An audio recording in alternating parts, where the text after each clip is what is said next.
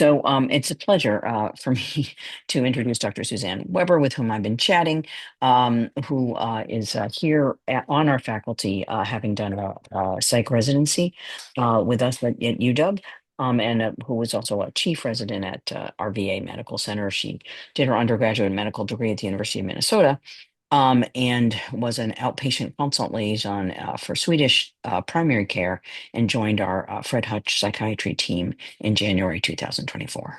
Thanks for being here, Dr. Weber.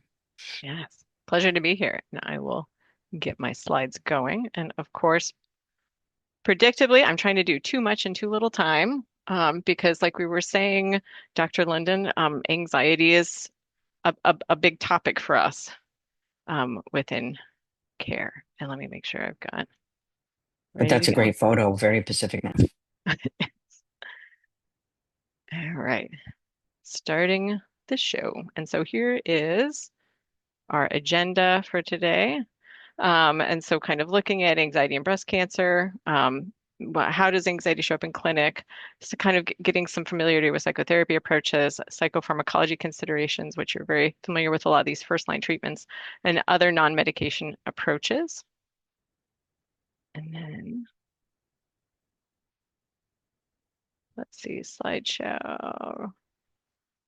Here we go. And so anxiety is very common in life. 1 out of 3 people are going to encounter an anxiety disorder at some point. And so within our breast cancer population, 10 to 30% of people are dealing with breast cancer through treatment. And so here's a case of an individual, a 40-year-old woman with self-detected breast cancer. She's 4 months into treatment and says, I can't stop thinking about the cancer. I can't focus on anything or enjoy anything. I can't sleep. And I think these are scenarios that we're used to running into. Um, and so then the question can become, is this more than just a typical adjustment period? And so in this study, they were looking at overall distress levels, which is kind of a umbrella term under which anxiety is included, and looking at how do people progress? And about 1/3 of people don't have a lot of distress through their breast cancer treatment. About 1/3 have initial distress, so it comes with their diagnosis, and then sticks around through that first round of treatment and then gets better as they move through the recovery. About 15% of people really experience distress as they're getting to the end of treatment and kind of rejoining regular life. And for 15% of people, there's that cohort that the whole time there's just a tremendous amount of distress and difficulty that they're coping with. And so one of the questions becomes, is anxiety even a problem? And so on one hand, anxiety is completely understandable, like we're talking about. This is a scary diagnosis. It's talking about disability. This could be life ending with a cancer diagnosis. There's inherent lifelong uncertainty. If you're living with cancer and metastatic disease, it impacts every area of life, finances, work, relationships. But also, anxiety can spur useful action. It can spur great lifestyle changes. It can push people to access resources and strengthen their community bonds. On the other hand, when we see patients who are really in intense distress, kind of above and beyond what we would anticipate, that's a red flag for us when anxiety is impairing their everyday functioning, such that they're isolating, they're not taking care of their basic needs because they're feeling frozen or fearful, if anxiety is impacting their cancer care. And so that can be avoiding the medical care itself, neglecting their self-care, not wanting to think about their bodies and that self-care of their bodies, and avoiding some important decisions. And I think we're all familiar with patients who are putting off things like looking at advanced directives. And so our patient asks, how do we know the treatment is working? Is 2 months too long to wait for a scan? How much time do I have left? And she's tearful, taking deep breaths, looking around the room frantically. And so how are we seeing anxiety present in clinic? That can be panic attacks. It can be irritability, that worst case scenario thinking where they're immediately going down that domino trail to this is the end, everything's over, and avalanches of questions, wanting to get more certainty by asking questions. And so with panic in the moment, this is my approach, because if someone is panicking, their brain just cannot take in information. They're going into a fight or flight mode, which is helpful if a bear is chasing you and you need all of your big muscles to get the blood flow, and you're your vision to zero in and you just need to move, that's great. If you're in a medical visit and you need to feel calm and able to take in information, it's kind of game over. So I pause the visit and acknowledge and validate this emotion and just say, I'm noticing tears. I'm noticing that your brow is furrowed. You look stressed out. This is really hard. And then asking people, how can I help in that moment? And then providing some options that can help them to calm down physically. So one is deep breathing. Box breathing is a popular one that we talk about here at Fred Hutch, where it's breathing in for a count of four, hold for a pause, breathing out for a count of four, pause. And what's so great about the breathing is that it blows off carbon dioxide. If your breathing is shallow, if you're holding it all in intense, that built up carbon dioxide triggers old parts of our brain to say, I'm being smothered, I'm being drowned, I can't breathe, and that can trigger worsen panic. Getting up, walking, moving can be very helpful for folks. A drink of water, something sensory to kind of take their focus in a different place and help them ground into their body. Sometimes people want a moment alone, and I'll usually give them a very discrete amount of time so they're not left wondering when is my provider coming back? They know you'll be back in 2 minutes. They know you're going to be back in 3 minutes. And then I check and make sure, are you ready to keep going with this conversation? Um, Questions in worst case scenarios. So a lot of times, if I know someone comes in and they've got a lot of questions, I'll start by setting an agenda for the visit to say, here's where I want to start. We've got 20 minutes for our visit today. I'm absolutely going to leave time for you for questions at the end. I want to take the first 10 minutes to really review labs, imaging, and a lot of times those questions that they come in with can be answered in just that initial review that we do. But then making sure they also have that time to ask questions. And then through the visit, showing that you're understanding their fears and their feelings and with reflective listening, which I think we all do a lot of, and really not being shy to just repeat. Like you almost sound like a parrot in the room, just verbatim saying words, saying phrases that the patient says while maintaining eye contact. And it's key to show that we really understand their fears and where they're coming from, because if they don't feel understood, that they'll sometimes people just kind of keep repeating the same thing over and over to try to see if it's going to sink in with us. And if people truly feel understood in their fears and anxieties, and they know that we know where they're coming from, they're so much more likely to accept our recommendations because we get it. And then joining the patient with I wish statements, kind of the I wish I had an answer to that too. I wish I knew a way to avoid these side effects. And the patient asked if she'd like more support given her distress, patient isn't sure. Pills or talking to someone won't get rid of the cancer. Um, so now we're kind of wandering into kind of what treatment options do we have? What kind of actions can we take for this person?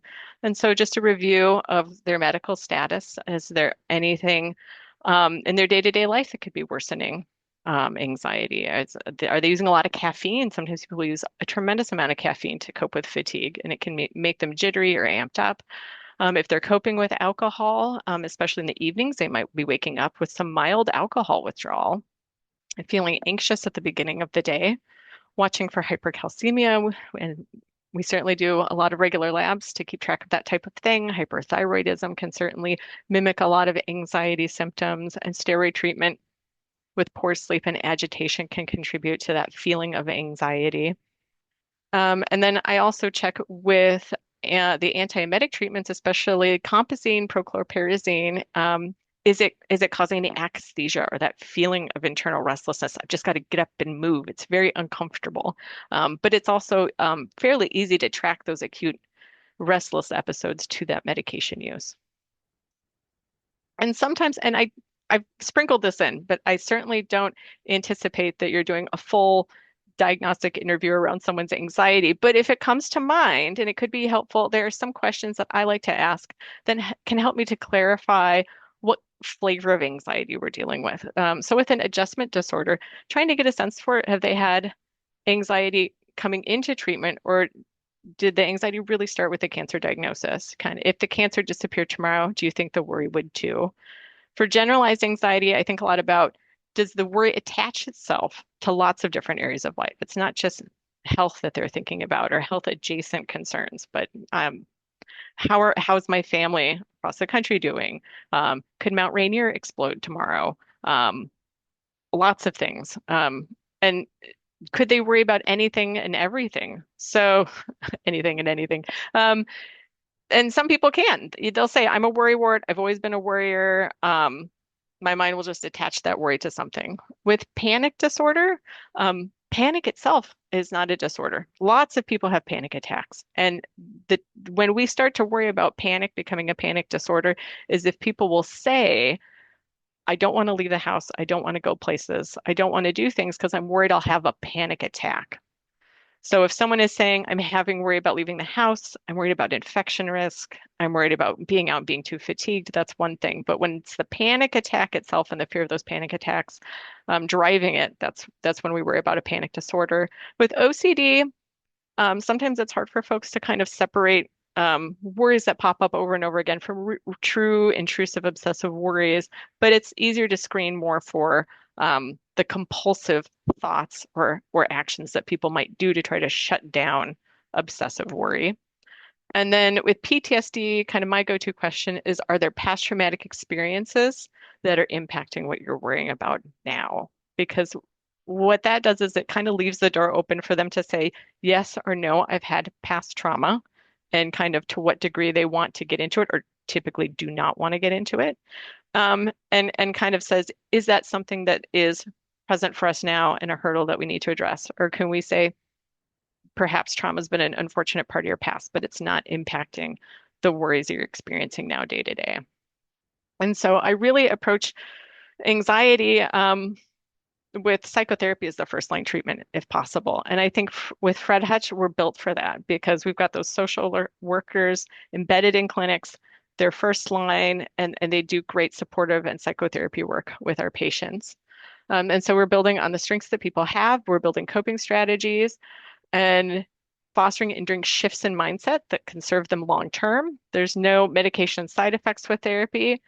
Um, and again, here at Fred Hutch, we've got social work and psychology that can support our patients. And so I wanted to talk a little bit about psychotherapy, not thinking that you're all going to jump up and want to be psychotherapists or start that training, but sometimes it's nice to know what patients might be encountering with their psychotherapy work. I like to check in with folks about what are you doing in therapy, just to make sure that they're actually doing therapy work. Because I think sometimes people go and they have a nice chat with a nice person, but maybe they're not really engaging in work that's going to help build skills or move them forward. And so I think the supportive therapy skills are great too, because I think they can be incorporated to some degree in every patient visit that we have. And that's looking for our patient's strengths and looking for what our patients are doing well that we can build on. And so coping skills that they already have, their ability to ask for help and receive help. Do they have healthy habits that have been a part of their life? And what kind of connections do they have with family, friends, and community, and with kind of how have they coped with difficult situations in the past? My go-to there is asking about if it's relevant, how did they do through the pandemic, kind of 2020, where a lot of people were dealing with uncertainty, isolation, health concerns, because that can highlight their resilience and it can also tap into coping strategies they already have, but maybe they've forgotten about. And with patients, I'd like to really try to take that stance of unconditional positive regard and finding those likable qualities about them. Because there have been studies looking at what aspects of different types of psychotherapies make them effective. And one thread is that if patients feel like their providers truly like them and care for them, they do better regardless. So trying to carry that unconditional positive regard and warmth into patient encounters. With acceptance and commitment therapy, this is an offshoot of CBT. I think we're all used to saying that CBT is the standard thing that we refer for, that it's got a great evidence base. I think a lot of folks within Fred Hutch also take an acceptance and commitment therapy approach. And if a patient is working within that framework, hopefully that therapy is involving an acceptance of the anxiety. So this idea that we're not going to get rid of it. Anxiety is a normal emotion. It can be healthy in many ways, as we've discussed.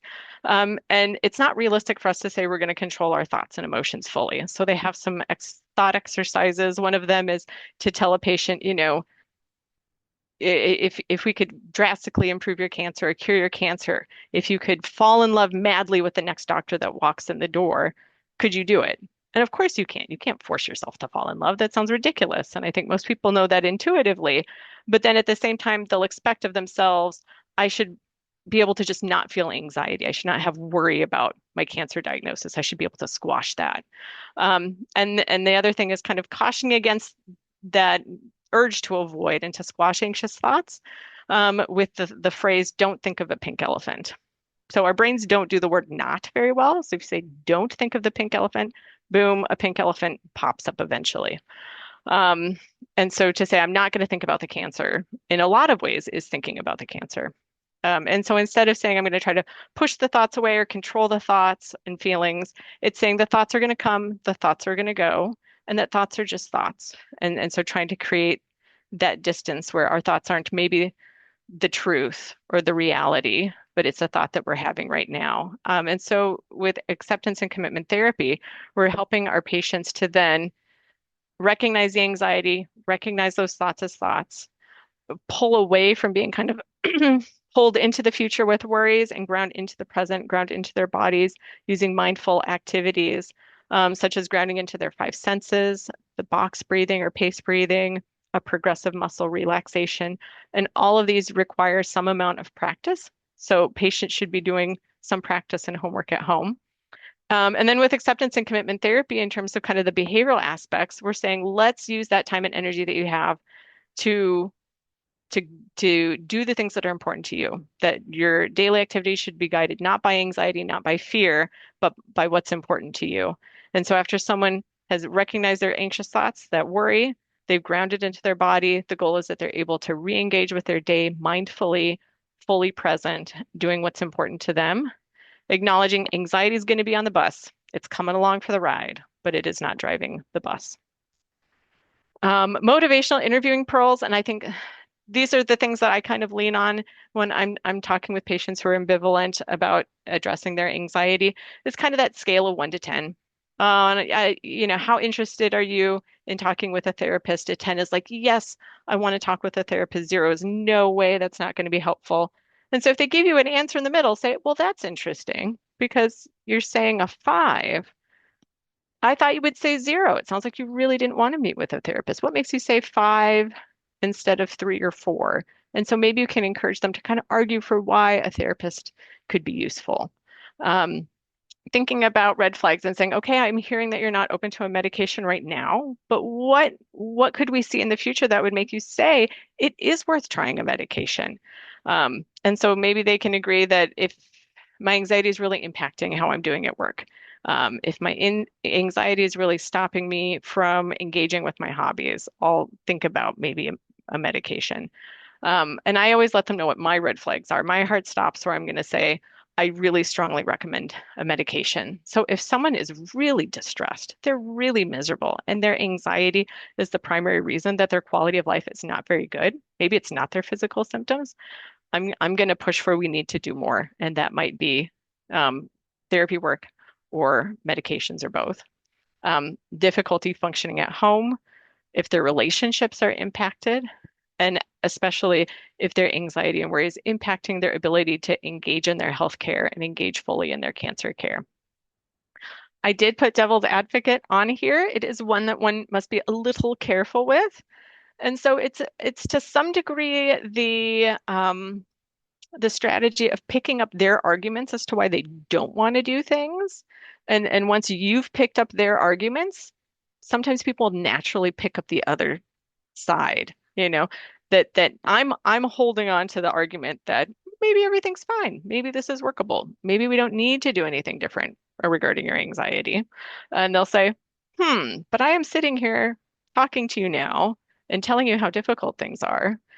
They might naturally kind of pick up the other end of the argument of maybe it is time to make a change today. Maybe things aren't fine because I am sitting here talking to you about how things have been difficult. And so the patient acknowledges, I've had anxiety before, but nothing like this. My partner's taking on so much, I don't want to put more on them.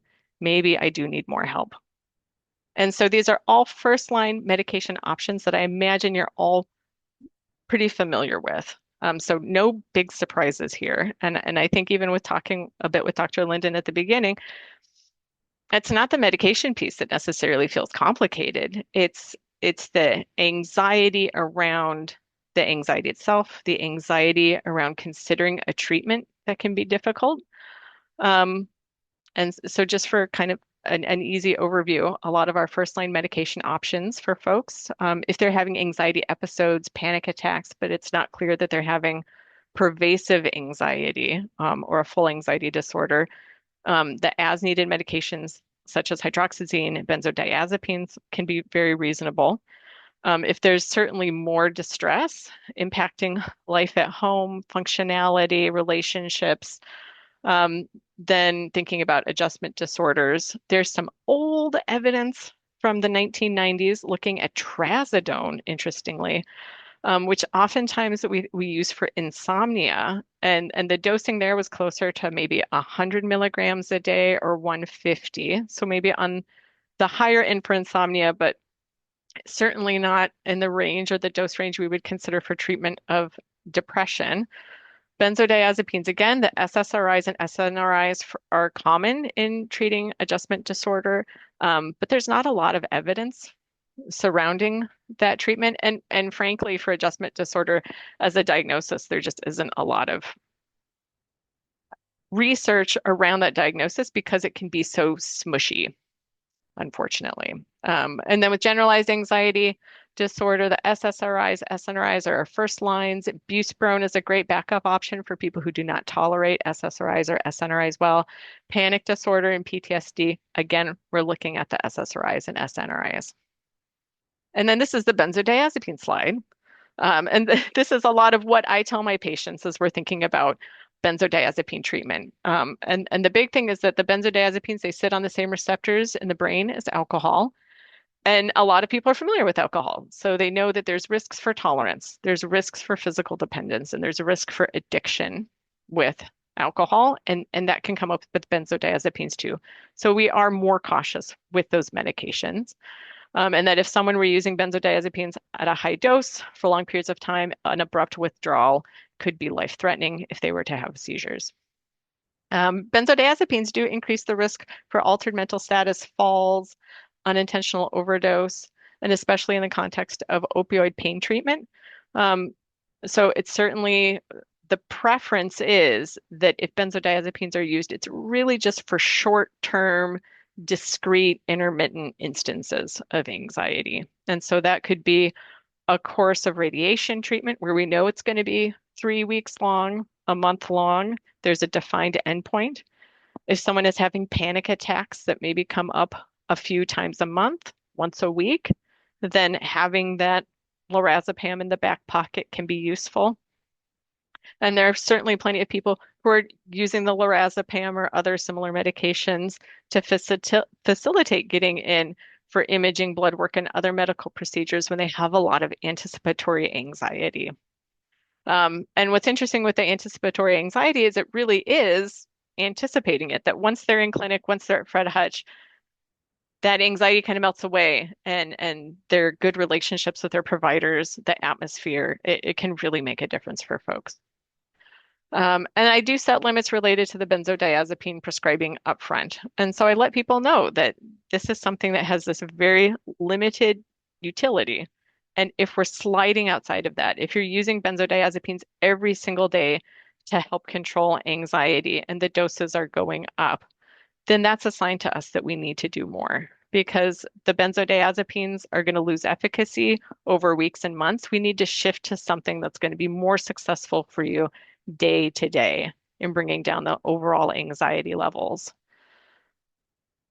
And I will plan what does a taper look like off. So I'm not cutting anyone off cold turkey.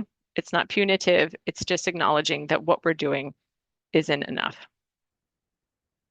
So the common as needed medications for anxiety, again, I think you're familiar with a lot of these. And I think the biggest struggle for us with the as needed medications for anxiety is that a lot of folks who are feeling anxious, who don't want to take an everyday medication, also don't want to take something that's going to be really sedating. But I just don't think we have a great way around that. So we end up usually starting with low doses and then going from there. Everyone reacts differently. So some people may be able to take a low dose of hydroxyzine at 10 milligrams a day, and it brings the edge off of their anxiety and they can participate in a work meeting. Someone else might have 10 milligrams of hydroxyzine and they just need to go lie down for a nap. They're just done for the day. And so the things we're worrying about with hydroxyzine is prolonged QT. And so making sure we've got an EKG on file for that. It's dry mouth, sedation, constipation, and watching out for any confusion in our patients because it can contribute to delirium. With the lorazepam, again, we're watching out for any sedation, some disinhibition, and then the delirium risk as well, especially if people are more medically fragile. With propranolol, I think that's not something I typically go to. It's got the best evidence for social anxiety, performance anxiety, where someone is worried that if they've got a racing heart rate, their hands are shaking from anxiety, other people are going to see this, I'm going to see this, and it's going to just escalate my anxiety. The propranolol can help with some of those physical symptoms, but it's not necessarily going to bring down that emotional experience of anxiety in and of itself. If someone has an asthma history, then any beta blocker is not a great idea, especially propranolol. And then gabapentin has very limited evidence in being helpful for anxiety. I think the evidence is best for people who are taking it scheduled 3 times a day at least 900 milligrams a day, but sometimes we'll try it for anxiety as needed if they've not tolerated other medications well. All right. And then the daily anxiolytics. So all the classics that you're used to seeing. I'd say we typically gravitate towards the escitalopram or Lexapro and the venlafaxine because they don't interact with tamoxifen in a way that could make it less effective. And so a lot of times we're seeing folks and endocrine therapy is not even on their radar. Tamoxifen AI is not on the radar necessarily, but we want to start them with something that we know they can continue regardless of treatment changes long term. Um, I think sertraline is a great option if you know you're not going down that road of tamoxifen in the future. It has a relatively higher dose range, and sometimes folks really do better in terms of anxiety at the higher ends of the dose ranges for medications, which is tough because again, people are feeling anxious about taking a medication, and then we're saying we want to push you to a higher dose range. They really have to trust that if they can get up there, it will make a difference for their anxiety. And then with looking at venlafaxine as the SNRI, that's been the SNRI of choice here and for most places. Desvenlafaxine it's an enantiomer of the venlafaxine. So, if it's the right hand, left hand, and they're both venlafaxine, the left hand is desvenlafaxine. Um, and it tends to have fewer side effects for some folks. So if you felt like we've rolled through the escitalopram, we've rolled through venlafaxine, it can still be worth trying the desvenlafaxine or Pristique to see if that's better tolerated for a patient. And if insurance isn't going to cover it because it's a newer medication, it is quite affordable through the online pharmacy costplusdrugs.com. So it's nice to have that option as well. With buspirone, what's nice is you can start really low, 5 milligrams, and you can get up to the therapeutic range of up to 60 in a day. So 30 twice a day. Um, it doesn't have the same GI side effects or sexual side effects as the SSRIs and the SNRIs, which can really get in the way of quality of life. But it could cause some sedation, lightheadedness, and dizziness. And for some folks, that twice a day dosing is just hard to remember. But I think for people who do want to address generalized or daily anxiety, and SSRIs, SNRIs have not been a good fit, it's worth considering. And then with SSRIs and breast cancer, I did find a study where they were looking at an association between SSRI use and an increased risk of mortality, 27%, which is quite substantial. And for people who are using SSRIs for 3 years or more, associated with an incredible increase in mortality of 54%. However, when it was an observational cohort study, and when they started looking at it, it didn't seem that it was the antidepressant itself. When they started looking at SSRIs, tricyclics, SNRIs, there wasn't anything medication specific, but rather it seemed that it was the underlying indication for why the SSRI had been prescribed that was likely driving the increased rate in mortality, and kind of citing that depression's a known factor for worsened treatment outcomes.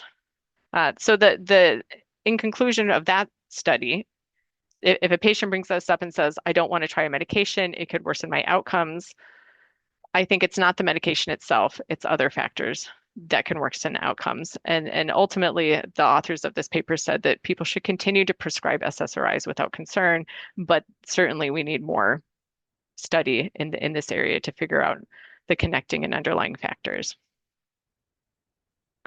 All right. And then looking at anxiety about a daily medication for anxiety. So these are all of the things that patients come to me with. I don't want to get addicted. I don't want to be dependent. I'm on too many medications. I'm going to get all the side effects. It's going to change my personality. And it's really not just, it's not going to fix anything for me at the end of the day. And so these are kind of my standard responses, and adding these in to see if they could be helpful for you, or a good way to frame some of these discussions that you have with patients. And so when people are worried about addiction or dependence, I say that it's not an addictive substance in kind of the classic sense of the term. No one is craving more escitalopram. No one is kind of selling their possessions to go buy escitalopram on the street. You're not going to feel high with this medication. But as with many other medications that we do take every day, like medications for GERD, it's something that your body can get used to, and you'll have side effects if you stop it suddenly. And so talking about we're going to ramp up slowly, we're going to get to a dose that works for you. And if you're doing well and you want to come off the medications, you've got other coping strategies in place, we're going to slowly come off the medication as well and do a soft landing. Um, and just acknowledging that some people do choose to stay on the medications long term because they have a history of chronic anxiety, they have histories of recurrent depression, and it's worth it for some people to just stay on in order to prevent symptoms from coming back potentially. For folks who feel like I'm on too many medications already, just acknowledge you're on a lot of medications, especially for folks who walked in the door and had previously had very lucky, healthy lives. And now we're saying maybe you should start one more, just highlighting that every medication they're taking has a purpose. I tell people I don't want you to take a pill just to take a pill. So if something's not serving you, if it's not helpful, let's get rid of it. But if the worry is it's stopping you from engaging in life and living your life, from using the coping strategies that would help improve your anxiety, then it may be worth trying a medication at this point. And if it's not helpful, of course, we'll get rid of it. I'll get all the side effects. There are some people who get all the side effects. So I validate that, yes, you may get side effects, and you may be someone who gets more than their fair share. And that we would start at the very lowest possible dose, knowing that it's not going to be a therapeutic dose. So, for example, if I was starting escitalopram, starting someone at half of the 5 milligram, or starting at 2.5. And for reference, the top dose is 20 milligrams a day. So we're starting at about a tenth of a goal therapeutic dose. And we're just going to see how you do. If you tolerate it well, we're going to slowly move up to 5, knowing that 5 is also not a therapeutic dose, but 10 is the goal that we're trying to get to. And so when people kind of couch it in those terms of how slow we're moving, how careful we're being, they're a little more open to trying.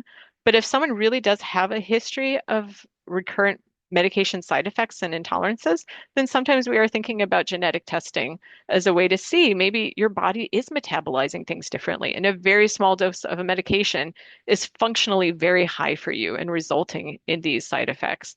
Um, and so we can do testing that will tell us not if this medication will work for you. It's not going to tell us that this will for sure decrease your anxiety, but what it will tell us is what's going to be best tolerated.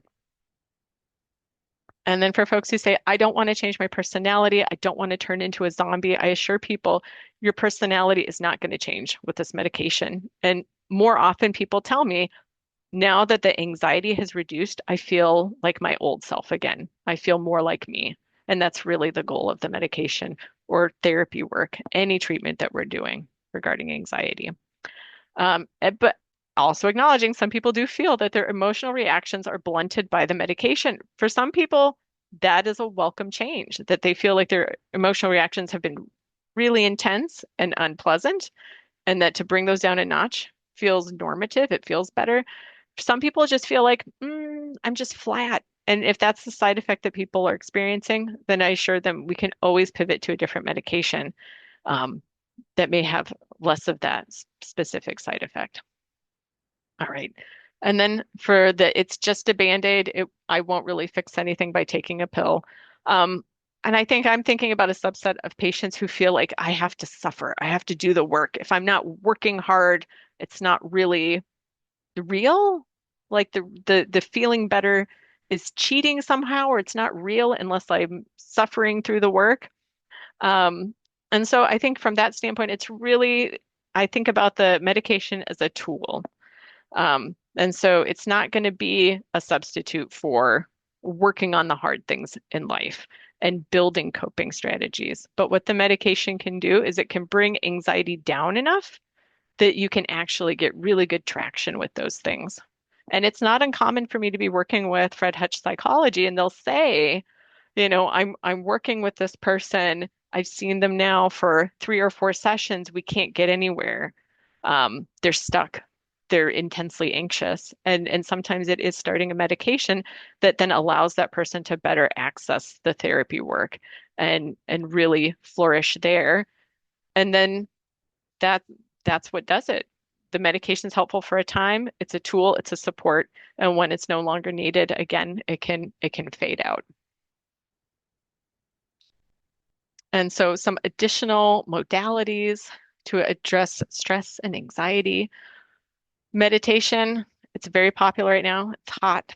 There's music therapy, which I don't see as much of, but certainly anecdotally talking with patients, music is calming. It can kind of calm heart rate. They can time breathing with the music that they're listening to. Stress reduction programs can be helpful as well. Yoga in terms of grounding into the body, promoting relaxation, stretching the muscles, tensing them when they need to be tense, relaxing muscles when they need to relax. Um, and I'll say about meditation, it's certainly, I see a lot of people who say, I don't like it. Everyone tells me to meditate. I just sit there and I'm spinning, spinning, spinning, spinning, and I'm bad at it. I'm failing meditation. And I think that people have this, and it's funny because I have this picture of here with this lady who looks very serene. And you imagine that her mind is empty and calm. It is still waters. And in reality, most meditation is people focusing on kind of the still waters, the calm, the breathing, and then a thought pops in. And then they have to say, "Oh, I acknowledge this thought. I see it there. I'm going to come back to my meditation practice." And then they're there for a hot second, and then boom, another thought comes in. And they have to look at that thought, acknowledge it, let that thought go, try to come to that place of stillness, breathing, and then boom, the next thought comes in. And people think that's failing. That's actually doing the work. That's the meditation. And so to reassure people that it's hard, it is hard work, but it's work that is worth doing, and that it gets easier and easier the more that you practice it. All right. And digital resources. These are some of the things I like to hand off to my patients. The UCLA mindfulness app is great. It's free. They've got a lot of options for length and type of meditation. I think for people who have a lot of mental chatter, listening to something is nice because it kind of keeps the auditory parts of the brain busy instead of getting sucked back into that mental chatter, that kind of the ruminating. And that there are several languages available, which is also fantastic. One of our psychiatric nurses went through the mindfulness-based stress reduction program through Palouse Mindfulness, which is open, it's free, people can work at their own pace. If anything, I think the hardest part with that one is just having accountability. That maybe they're doing it with a friend, maybe they're doing it with a family member, and so that there's some motivation to get through the modules for that program. And then I like the Awesome Breathing app just because it has a good visual for a circle going in and out to really guide people as they're breathing. Um, And so if they're not really an auditory person, but a visual person, something like that to look at can really be helpful for folks in the moment. And that's my talk. I know I tried to cover a lot of ground and it was kind of broad brushstrokes, but I wanted to move fast to see if there are any questions or any topics of discussion that would be helpful for you all today.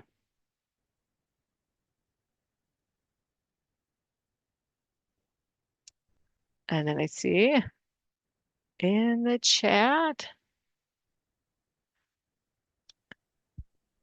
Dr. Weber, thanks so much. And Jen Specht here. I had to join a little bit late from clinic, but just the slides are fantastic and the recommendations, and you've nailed it with so much of what we see, honestly, every time I'm in clinic. So thank you for this great overview and helping get us more up to speed.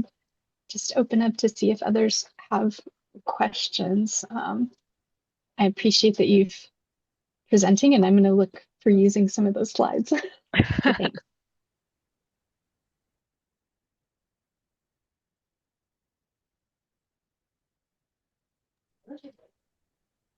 Great. All right. Well, Well, and I know, not seeing other questions, I'll say again, thank you so much. Really helpful overview. And we look forward to appreciate the ability to work with you. And I know, again, patients you've been caring for that we've been sharing, it's been really helpful. So thank you. yes, no, and it's been wonderful working with you all. And yeah, have another 10 minutes or so to enjoy some lunch and then back to the day. All Take right. care. Thanks so much. Take care.